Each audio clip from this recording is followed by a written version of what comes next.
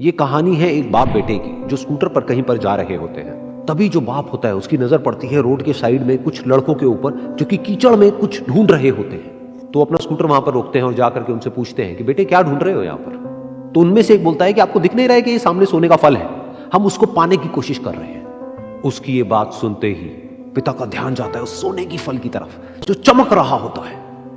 फिर उनके माइंड में कुछ इमेजिनेशंस बनने लग जाती हैं कि काश ये जो फल है ये मेरे बेटे के पास में आ जाए तो ना सिर्फ उसकी बल्कि मेरी भी जिंदगी बदल जाएगी। तो बिना सोचे समझे अपने बेटे को धक्का मार देते हैं उस कीचड़ में और बोलते हैं कि तुझे किसी भी कीमत पर वो फल लेकर के आना है। लेकिन बेटे को वो फल नहीं चाहिए होता है, उसके अपने कुछ और ही सपने होते हैं।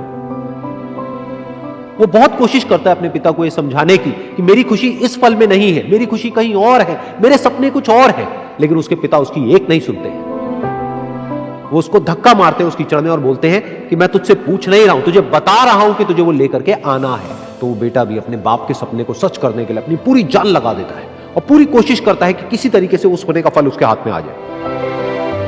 लेकिन जैसे जैसे वो हाथ पैर मारता है उस फल को पकड़ने के लिए वो और नीचे धंसने लग जाता है और फिर जाकर के उसको समझ आता है कि ये कीचड़ नहीं है, ये दलदल है। वो चीखता है, चिल्लाता है, अपने पिता को आवाज लगाता है, लेकिन उसके पिता उसकी एक नहीं सुनते। बोलते हैं कि बहाने मत बना, और भी लोग हैं वहां पर जो कर रहे हैं, तो जब वो कर सकते हैं तो तू क्यों नहीं कर सकता। तो एक बार वो फिर से कोशिश करता है और अपनी पूरी जान लगा देता है, लेकिन उसके बाद भी उसके हाथ में कुछ नहीं आता है और वो धीरे धीरे नीचे धंसता चला जाता है और मर जाता है। तब जाकर के उसके पिता को एहसास होता है कि उससे कितनी बड़ी गलती हो गई। वो वहीं बैठ करके रो रहा होता है, चीख रहा होता है, चिल्ला रहा होता है। तभी वहां पर एक साधु आता है और वो साधु उस आदमी से पूछता है कि तुम क्यों रो रहे हो। फिर वो आदमी उस सोने के फल की तरफ इशारा करते हुए उस साधु को अपनी पूरी बात बताता है और बोलता है कि इसमें मेरी क्या गलती है, मैंने तो जो कुछ भी किया अपने बेटे की खुशी के लिए किया। तो वो साधु उस फल को ध्यान से देखता है और उस आदमी को कहता है जिस सोने के फल की वजह से तुमने अपने बेटे को गवा दिया, कम से कम एक बार ध्यान से उसकी तरफ देखा तो होता कि वहां पर कोई फल है भी या नहीं।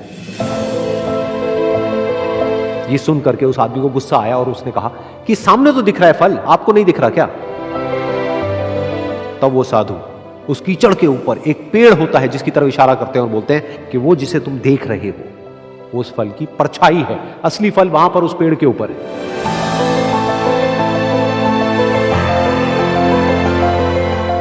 फिर वो साधु उस आदमी को बोला कि अपने बेटे को जबरदस्ती धक्का देने की बजाय और उसको बताने की बजाय कि तेरी खुशी किसमें है, अगर तुमने उससे पूछा होता कि बेटा तू बता तू क्या करना चाहता है और तेरी खुशी किसमें है, तो ना सिर्फ तुम्हारा बेटा जिंदा होता बल्कि हो सकता है कि उसके हाथ में वो असली सोने का फल भी होता।